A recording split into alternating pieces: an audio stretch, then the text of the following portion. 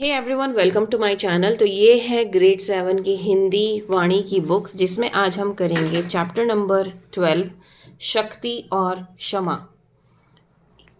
ये जो कविता है ये रामधारी सिंह दिनकर द्वारा लिखी गई है और इसको अब हम समझेंगे। ठीक है, इसको मैं जूम कर लेती हूँ। तो यह पाठ सुप्रसिद्ध कवि रामधारी सिंह दिनकर जी द्वारा रचित कविता है, शक्ति और क्षमा।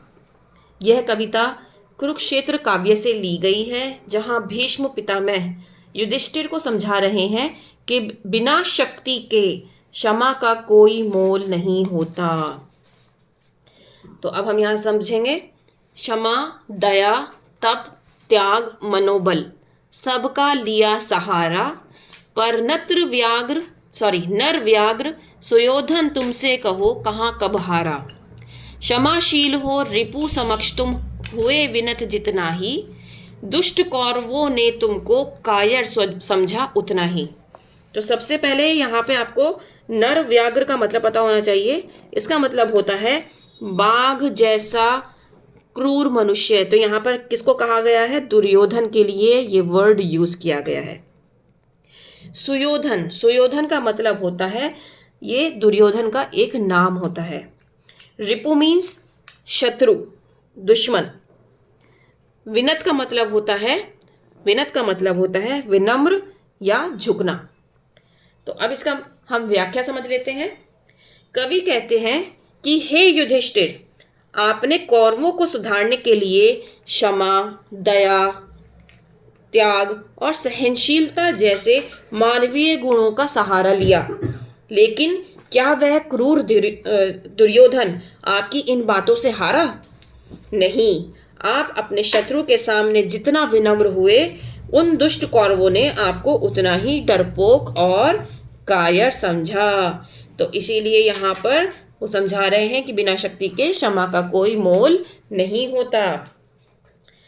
नेक्स्ट है, अत्याचार सहन करने का यही कुफल होता है, पौरुष का आतंक मनुज कोमल होकर खोता है। क्षमा शोभिती उस भुजंग को जिसके पास गरल हो, उसको क्या जो दंतहीन विशरहित विनीत सरल हो। मतलब यहाँ पर कुफल का मतलब होता है बुरा परिणाम, पौरुष मतलब वीरता, भुजंग मतलब सांप, गरल का मतलब होता है विष। गरल का मतलब होता है विष, जहर जिसे कहते हैं। और दंतहीन का मतलब होता है जिसके दांत ना हो। तो यहाँ पर इन 4 लाइनों को क्या व्याख्या है कि अत्याचार को चुपचाप सहने का बुरा परिणाम होता है, कुफल होता है। मतलब बुरा परिणाम यह होता है कि मनुष्य अपनी वीरता का प्रभाव खो देता है। आप खुद सोचो, अगर आप किसी की बातें सुनते रहोगे, रेगुलर सुनते रहोगे, आप जवाब नहीं दोगे, तो एक टाइम ऐसा आएगा कि आपकी बात की वैल्यू नहीं रहेगी, है ना। तो वो अपना जो प्रभाव होता है ना, वो खो देता है। लोग उसे कोमल समझकर दबाने लगते हैं। आप जितना चुप रहते हो, झुकते हो, आपको और ज्यादा झुकाया जाता है। सबसे महत्वपूर्ण बात, क्षमा केवल उस सांप को शोभा देती है जिसके पास जहर हो। मतलब आप क्षमा सिर्फ उसी को कर सकते हो, उसी के लिए अच्छी होती है जिसके पास जहर हो। मतलब वो आपको पलट के काट भी सकता है। उस सांप की क्षमा का क्या अर्थ? जिसके पास ना दांत है ना जहर और जो सीधा साधा है। अर्थात क्या है, इसका मतलब क्या है कि शक्तिशाली व्यक्ति ही क्षमा करे तो वह महान है, और जो कमज़ोर की क्षमा होती है वो मजबूरी मानी जाती है। आपने घरों में भी देखा होगा, जो सास के बहू के जो रिश्ते होते हैं, उसमें अगर जो छोटे होते हैं, जैसे बहू जो होती है, अगर कुछ नहीं बोलती, चुप रहती है और चुप रह के सब कुछ सहन करती रहती है, सोचती है नहीं ये तो बड़े हैं, इनके सामने मैं क्यों ज़बान चलाऊँ, मैं क्यों करूँ, मैं चुप रह के वक्त गुजार लेती हूँ, कोई बात नहीं, उन्होंने कुछ गलत कहा है तो बड़ी हैं, चलो चुपचाप सह लेते हैं। लेकिन ये जो बुराई है ना, ये उनका बोलना जो है वो बढ़ता चला जाता है अगर बहू चुप रहती है। और जब सर से पानी उतर जाता है और बहू बोलती है, तो तब बहू क्या होती है? बहुत ज़्यादा बुरी मानी जाती है। तो इसीलिए कहा गया है कि शक्तिशाली व्यक्ति ही क्षमा करे तो वह महान होता है। तो अपनी क्षमता को, जो आपके अंदर स्ट्रेंथ है ना, उसको ख़त्म मत करो। गलत के लिए आवाज़ उठाओ। जब आपके सामने गलत हो रहा है, जब आपके साथ गलत हो रहा है, उसी टाइम पे आवाज़ उठाओ, चुप मत रहो। ठीक है, क्योंकि आपकी वैल्यू तभी होगी और आप अगर सह रहे हो, आपको लग रहा है कि मेरा हस्बैंड मेरे साथ रहेगा, वो मेरी बात मानेगा, नहीं, वो आपको भी रौंद देगा अपने पैरों तले जैसे आपकी सांस रौंद रही है। तो ये एक जिंदगी की सच्चाई है जो इस काव्य में बताई गई है। नेक्स्ट है, 3 दिवस तक पंथ मांगते रघुपति सिंधु किनारे, बैठे पढ़ते रहे छंद अनुनय के प्यारे प्यारे। उत्तर में जब एक नाद भी उठा नहीं सागर से, उठी अधीर धधक पौरुष की आग राम के शेर से। मतलब क्या है, यहाँ पे रघुपति कौन है, श्री राम। और सिंधु, सिंधु किसको कहा गया है यहाँ पे, समुद्र के किनारे। अनुनय मतलब अनुनय, अनुनय का मतलब क्या होता है, विनती करना, प्रार्थना करना, है ना। नाद का मतलब होता है आवाज, और शर का मतलब होता है बाण। राम के शर से मतलब बाण से या तीर से। अब हम इसकी व्याख्या देख लेते हैं। उदाहरण देते हुए कवि यहाँ पर बता रहे हैं कि श्री राम लंका जाने के लिए 3 दिनों तक, 3 दिवस तक मतलब 3 दिनों तक समुद्र के किनारे बैठकर उससे रास्ता मांगते रहे और प्रेम पूर्वक प्रार्थना करते रहे। लेकिन जब समुद्र की ओर से कोई जवाब नहीं आया, कोई आवाज नहीं आई, तो क्या हुआ, तब श्री राम क्रोधित हो गए और उन्होंने अपनी वीरता दिखाते हुए बाण निकाला ताकि समुद्र को सुखा सकें। तो यहाँ पे भी पहले वो क्या कर रहे थे, पहले श्री राम समुद्र के किनारे बैठकर उससे विनती कर रहे थे कि उसको रास्ता दे दे, लेकिन समुद्र क्या कर रहा था, वो अपनी ऐंठ में था, वो अपना आगे बढ़ता जा रहा था। लेकिन फिर जब क्रोधित हो गए श्री राम, तो उन्होंने क्या किया, अपना बाण निकाला और तीर समुद्र को सुखाने के लिए लगा दिया।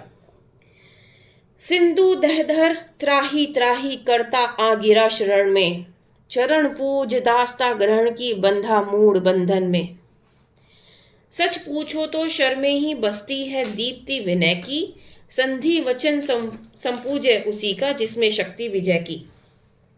तो यहाँ पर त्राही त्राही में यहाँ पे कहा गया है कि भाई उसकी रक्षा करो।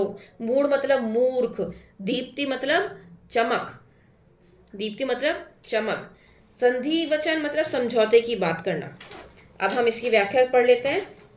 जैसे ही राम ने धनुष उठाया, तो यहाँ पे क्योंकि राम ने क्या किया था, अपना तीर निकाला था, सिंधु दहदह त्राही त्राही करता आ गया शरण में, तो इसका हम क्या कहेंगे, जैसे ही राम ने धनुष उठाया, समुद्र शरीर धारण करके मनुष्य रूप में रक्षा करो कहता हुआ उनके चरणों में गिर पड़ा।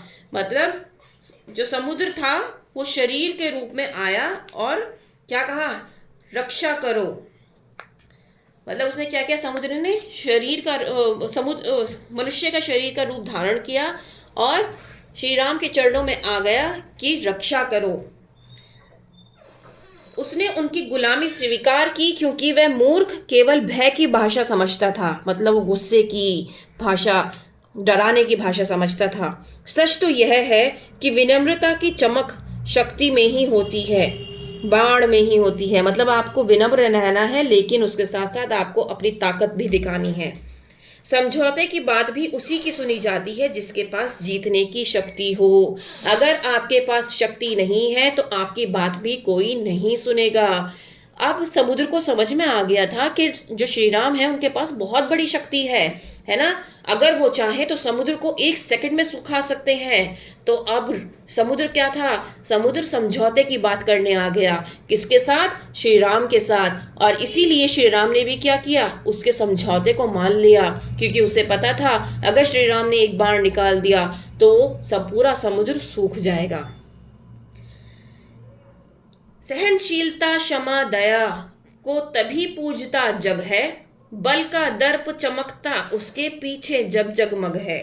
मतलब यह संसार आपके क्षमा, दया और सहनशीलता जैसे गुणों की पूजा तभी करता है जब आपके पीछे आपकी शक्ति का तेज चमक रहा हो।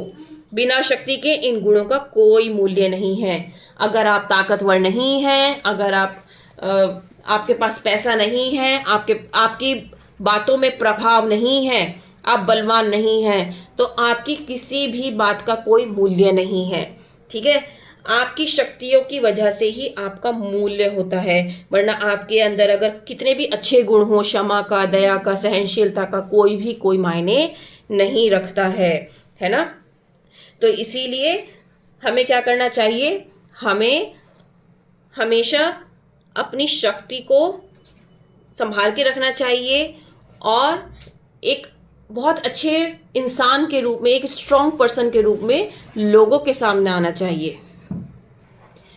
तो इसको हम अपने लाइफ से रिलेट करके कैसे समझ सकते हैं, मैं पूरी कहानी को आपको अपनी लाइफ से रिलेट करके समझाती हूँ कि ये कविता जो है ये एक सिर्फ महाभारत या रामायण के प्रसंगों तक सीमित नहीं है, बल्कि हमारे आज के वास्तविक जीवन से भी रिलेट करती है।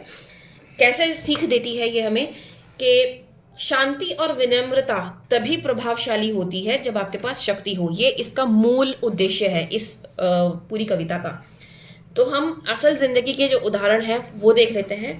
सबसे पहले तो आता है सेल्फ कॉन्फिडेंस, जिसको हम आत्मविश्वास और व्यक्तित्व की बात करते हैं कि अगर आप बहुत सीधे हैं, बहुत ज़्यादा विनम्र हैं, लेकिन आप अपने हक के लिए बोलना नहीं जानते, तो अक्सर लोग आपको क्या करेंगे, आपको कमज़ोर समझकर आपका फ़ायदा उठाने लगेंगे। तो समाज आपकी विनम्रता की क्या कदर बिल्कुल नहीं करता है। जब उसे पता हो कि आप जवाब देने की क्षमता रखते हैं लेकिन फिर भी शांत रहना चुन रहे हैं, तो वो आपको क्या करते हैं, आपको और दबाते हैं। और आपने बहुत सारे लोगों को देखा होगा कि इसी वजह से उनका जो सेल्फ कॉन्फिडेंस है वो ज़ीरो हो जाता है। ज़्यादातर ये चीज़ होती है ना, ये लड़कियों के साथ होती है जब वो दूसरे घर में जाती हैं शादी करके। दूसरा है, जब आप वर्क प्लेस पे जाते हो, है ना, तो ऑफिस में अगर कोई कम जो आपका कुलीग है वो बहुत मेहनती है लेकिन वो बहुत सीधा है, वो कभी भी अपनी बाउंड्री जो है, वो अपनी जो सीमा है वो तय नहीं करता है, तो अक्सर उस पर काम का बोझ बढ़ जाता है ना। तो इसमें क्या हमें सीख मिलती है कि जो ये वाली लाइन है ना, क्षमा शोभती उस भुजंग को, यहाँ पर ये वाली बात बिल्कुल फिट बैठती है, क्योंकि काबिलियत जो है वो दिखाती है कि आपकी विनम्रता आपकी मजबूरी ना समझ ली जाए। आपको अपनी फील्ड में क्या होना है, एक्सपर्ट होना है। आपको इतना ज़्यादा शक्तिशाली बनना है कि आपकी सादगी की भी लोग आप मिसाल दें, लोग कहें कि भाई ये बहुत सादा इंसान है लेकिन इसके पास स्किल्स इतनी ज़बरदस्त हैं, इस चीज़ का एक्सपर्ट है, इसके जैसा तो कोई हो ही नहीं सकता। अब हम इंटरनेशनल रिलेशंस पे इसको कैसे देख सकते हैं, मतलब अंतर्राष्ट्रीय राजनीति और सुरक्षा के उसमें, कि अब आप देखो, हम अगर पॉलिटिक्स में जाते हैं तो आप खुद सोचो ना, जितने भी फैसले होते हैं, जितने भी बॉन्ड साइन किए जाते हैं, वो क्यों किए जाते हैं। अगर आपके पास शक्ति है, आपकी अपील तभी सुनी जाती है जब आपके पास परमाणु शक्ति हो या मजबूत सेना हो, है ना। अगर कोई जो कमज़ोर है देश, अगर वो शांति की बात कर रहा है, तो शक्तिशाली देश क्या करता है, उसे दबा देता है ना, क्योंकि शक्ति ही क्या है, शांति की गारंटी दे सकता है। और शक्ति ही शांति की गारंटी कैसे दे सकता है, क्योंकि जिसके पास बल होगा, जिसके पास सेना होगी, जो मजबूत होगा, जिसके पास परमाणु शक्ति होगी, वही तो शांति भी ला सकता है ना। यही चीज़ हमारे रिलेशनशिप्स में भी आती है ना।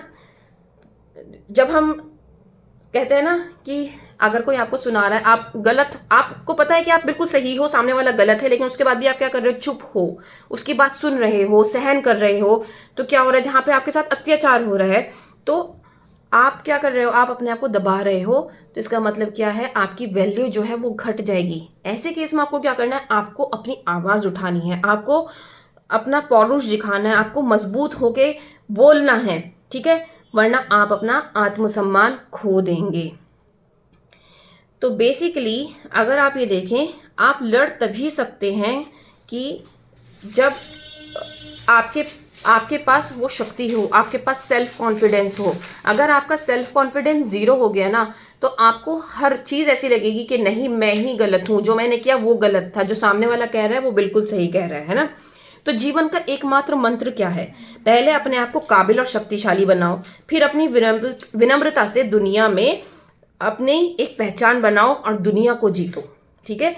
यही इस कहानी का पूरा सार है। तो मैंने आपको दोनों वे में बताया है, रामायण के हिसाब से भी जो यहाँ पे बताया है, और यहाँ पर मैंने आपको जो हमारी लाइफ है उसके अकॉर्डिंग भी पूरा समझाया है। उम्मीद करती हूँ कि आपको समझ में आया होगा। Please like, share and subscribe. That's all. Thank you.